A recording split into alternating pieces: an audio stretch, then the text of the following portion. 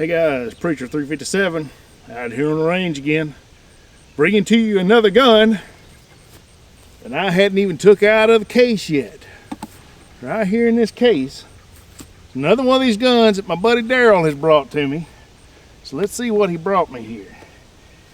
Looks like a Glock ray gun, some sort of Star Trek phaser thing, or Han Solo gun. Got like a death ray on the top or something. What in the world is that thing? You push a button and it like disintegrates people or something. I don't. High-tech, newfangled stuff there. But I'm just kidding. Obviously, I know what this is. This is a windshield for your sights. You see, my buddy Daryl, the guy who lent me this gun, guy's a little wild. He tends to like to get in shootouts while going down the road. I've tried to warn him against that. You shouldn't be doing that, but some people don't listen. But when you're going down the road and you're getting in the shootout and you lean out the window, to fire, the wind blows in your eyes and you can't see the sights. So this is a windshield that blocks the wind so that you can still see your sights for when you're in a shootout going down the road. So there's your windshield. No, I'm just kidding, obviously. Daryl doesn't ever use the sights. He just sticks his hand out the window and just shoots that way. So that's not a windshield. It's a red dot.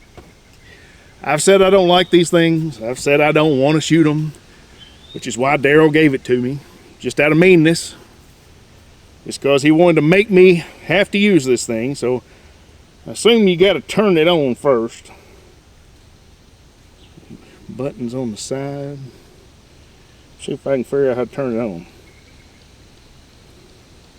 Whoa, there it is. It's got a red dot in there. I guess that's why they call it a red dot sight. Huh.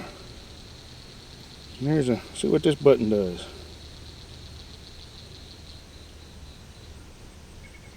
Yes, I think that makes it brighter. When I look through here, there's a little red light that's on the ground, but it ain't there when I look away from it. It's magic. But anyway, we're gonna try it out. I don't know nothing about it. I don't know how they work. I don't know if I can use it. But here we go. I mean, I could have tried this out ahead of time and figured it out, I'm sure, and then done a video, but that wouldn't be very interesting. Me just come out here and it actually work. I'd rather come out here and make an idiot out of myself. I think that makes a really good video. So I got 3 magazines here. And I really should have brought out my Glock 19, because this is a Glock 45. I didn't mention that. And the Glock 45 is essentially the same as the 19X, which was the one they used for that modular gun army program, military arms program thing that SIG won. And, basically this doesn't have like the lanyard loop at the bottom, but other than that, it's basically a 19X. This one's even the same color as the 19X.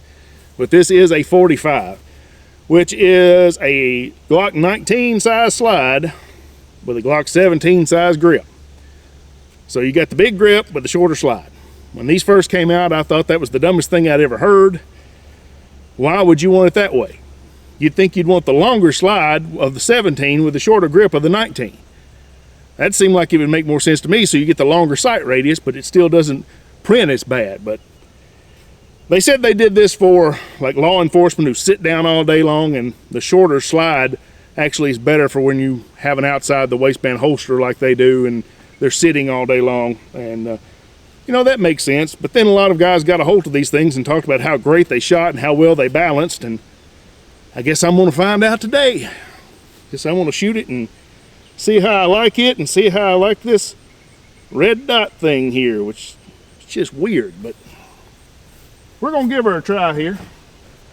I'm going to load up some ammo here. I got some of this Aguila. Should have brought my mag loader out here. I got some of this Aguila 115 grain we'll shoot in it. Probably would have been good if I'd loaded these up ahead of time. But that would require preparation, which I'm not very good at. I'm better at improvisation. And that's one of those things that just happens naturally, I think. If you don't plan very much, you have no choice but to learn how to improv. And so it may not be that I'm particularly talented at being spontaneous. It may just be that I've had no choice because I suck at planning. But that's just the way it is. That's just who I am. Accept me for who I am. Don't try to change me. My wife's been trying for 21 years to no avail. And I think she's just about given up on me. She's lost all hope that I'll ever make anything of myself.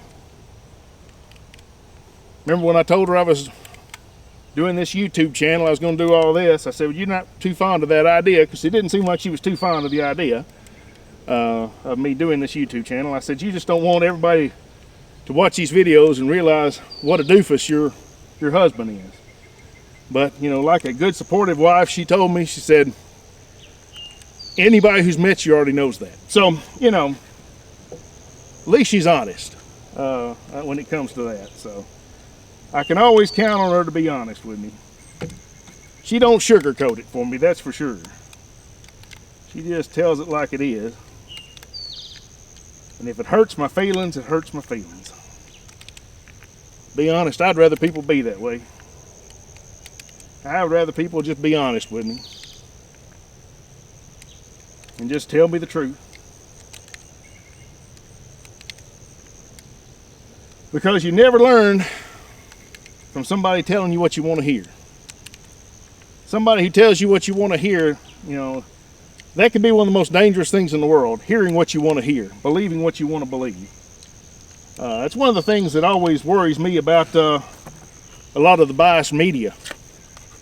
You know, because whether you're watching left-wing media and you're a left-winger, you're watching right-wing media and you're a right-winger, if they're telling you what you want to hear, that's dangerous. Because you're not going to question it.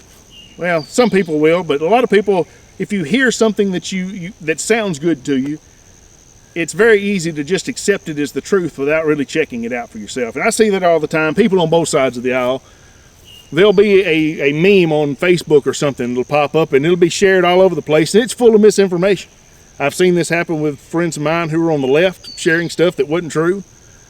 And I've seen it quite often on the right as well, where these memes will come out talking about things and it's not true. It sounds good. I might even agree with the general premise they're trying to put forward, but their information that they're basing the premise on is wrong. So, you know, we've got to be careful about those kinds of things. But I've got her loaded up here. So let's just see what I can do here with this red dot thing. I don't know where I'm even supposed to hold. It's made to co-witness, so I don't know if I'm supposed to put the dot right the same place the front dot is, or if I'm supposed to just put the dot in the center on the target.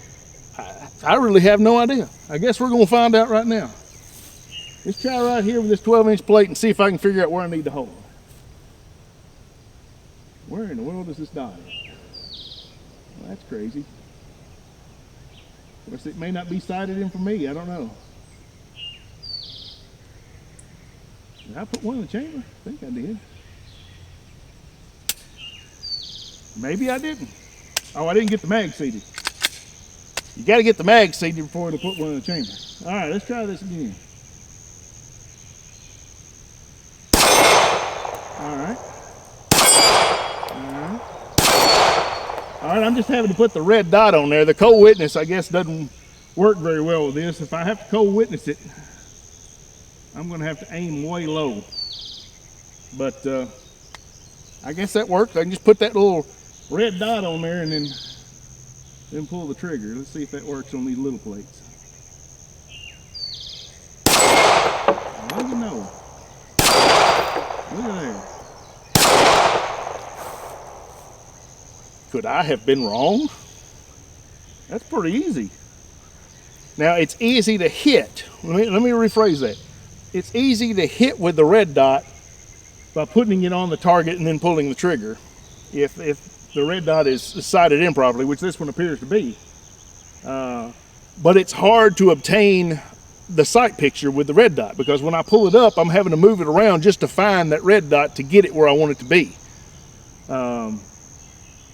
So, and maybe that's something that gets better with practice. I don't know if that's one thing I'm having trouble with. Once I get it on the target, then I'm hitting really, really well with it. But until that point, you know, it's slowing me down to acquire the sight picture.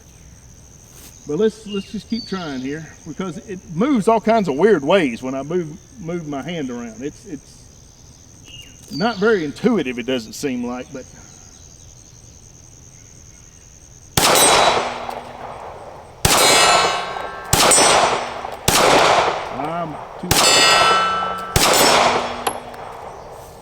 now I feel like I'm having to, you know, of course you always have to roll your wrist anyway with the Glock, but it feels like I'm having to do it even more with the way this is. But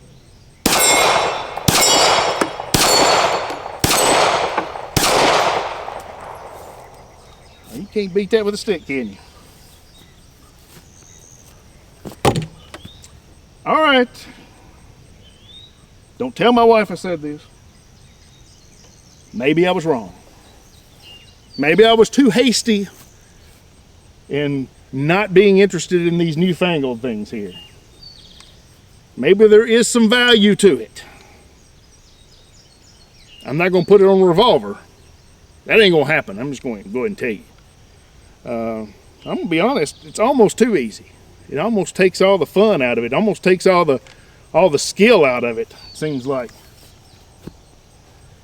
But anyway, we'll do a little bit more shooting. Also, I don't know, did I mention that my buddy Daryl works at Cooper Firearms? See Cooper? You see on my back here? Cooper Firearms. He even got me this swag here over in Dyer, Tennessee. So if you live in this area, West Tennessee, or if you live way off, just drive all the way over here and go to Dyer, Tennessee to Cooper Firearms. And tell them Preacher 357 sent you. And if you do that, they'll only charge you 20% more. So that's a good deal, I thought. I thought it made sense to me. So also, I know I forgot. Look in the description. There's a link there for the Gun Owners of America, the GOA, for a discounted membership. Click that link, get in the fight, help us out, because we're fighting for our gun rights right now. We've had some good things happen. We've had some bad things happen. The fight's not over by any means. And if you live in Tennessee, there's a link there for the Tennessee Firearms Association as well. They do some great work here in this great state that I live in. And if you live in this great state too, click on that link and join them as well. All right, let's get to work with this newfangled thing again. I'm gonna go out here to 80 yards and just see if it works out there at 80 yards too.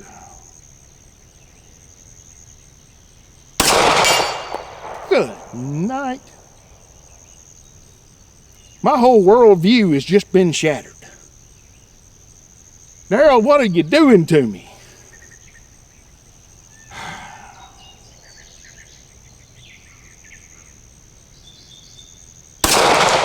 Well, I missed that one, see? There you go. I missed that one too. I don't know, maybe going a little high.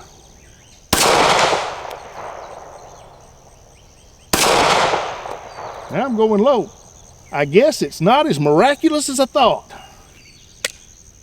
I've been redeemed.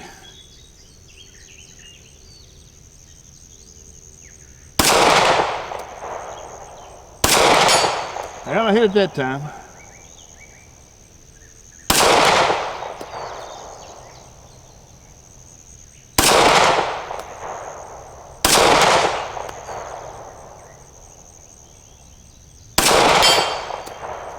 Kind of dancing around weird, because it'll be steady and then it'll be over here and then it'll come back to the middle, almost like it takes it a minute to get situated. It's not immediate.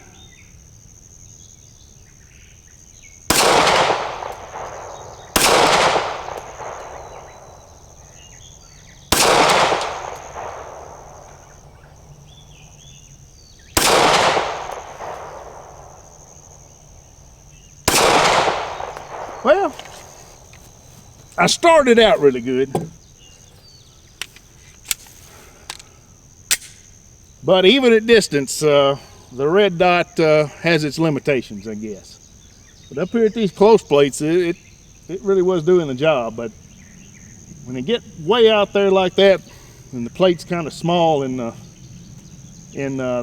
reticle there in the sight picture, you know, the way it kind of dances around, it almost dances around in a larger path than what the actual target is, but still it works pretty good.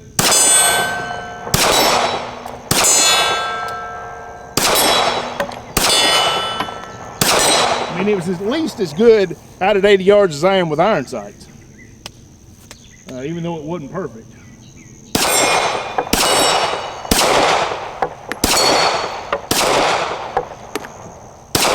You almost have to let it get situated first, because it kind of moves and then it settles down, and you have to wait for it to settle down before it really gives you that accuracy. So that's something to think about with this. Of course, it may not be the same with all of them. This is a Trijicon here. All the red dots may not do that, but it takes it a minute to kind of settle on the target when you change targets. And you know, that is something that slows you down a little bit in acquiring that target, because you can't shoot right away when the sight gets on there. You got to give it a second, or it's not quite as accurate. Now on the bigger targets, it may not be as much of a problem. When you start getting into the smaller targets, that's when you got to give it just a little bit of time. But man, I don't know what to say. I mean, as far as the gun goes, it's a Glock. It shoots like a Glock. I mean, I don't know what else to say about it. I mean, if you've ever shot a Glock, then this feels exactly like that. They're all pretty much identical in so many ways. It feels a lot like my 19. The trigger's very similar to my 19. Not a bad trigger, not the greatest on the market. Definitely good enough that you can shoot it well. But it obviously gives you good accuracy out of the barrel. You know, the inherent accuracy of this gun is clearly really good for that red dot to be able to allow me to shoot that well against these plates. So I don't know what to say. I mean, everything I've ever believed has just been destroyed. So am I going to go out and buy one of these guns with one of these on top of it? Probably not. Because I'm stubborn. And I just don't want to. I ain't got to have a reason. Maybe, you know, at some point, I might. I'm waiting to see where they really go with these. To me, they're still a little bit big and bulky. When they get them where they're even smaller, where they're not really, you know, so obtrusive, and you know, then I very well may be more interested in them. But you know, I can't blame people for putting them on there. You know, I thought they was out of their minds, but clearly they knew something I didn't. And it ain't the first time I've been wrong. Maybe the last. Maybe the last. I won't. I'll be wrong 2 or 3 more times before this day's up. But anyway, guys, I appreciate you coming out. God bless you. Y'all take care of yourselves. I appreciate Daryl lending me this gun, even with this fancy thing on top. And y'all take care of yourselves.